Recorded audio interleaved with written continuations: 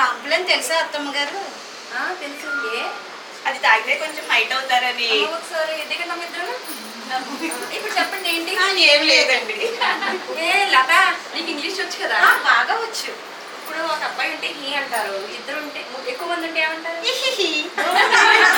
ఇంగ్లీషో ఏమే నీ ఇంగ్లీష్ వద్దు కానీ నాకు ఆ క్లాస్ మనం పెట్టేది. ఏంటిది ఇందులో ఆనపకాయ ముక్కలు, ఉల్లిపాయ ముక్కలు, పచ్చిమిరపకాయ ముక్కలు, టమాటా ముక్కలు, ఉప్పు, పసుపు ఇది అన్ని ముక్కలు వేసేసి స్టవ్ మీద పెట్టి స్టవ్ ఆన్ చేయకుండా వదిలేసిందండి. దీని పచ్చి పులుసు ఇది. అంటే నేను యూట్యూబ్ లో చూసాను, అన్ని స్టవ్ మీద పెట్టుకున్నా చిటికేసాడు, నేను చిటికేస్తే అయిపోయిందేమో తీసేసాడు. నాకు ఆకలి ఎట్లయితే బాబు, నా కడుపులో కొంచెం తేడాగా ఉంది. నేను ఇవాళ అన్నం తిన్నా, ఇద్దరు జాగ్రత్తగా తినేయండి అమ్మా.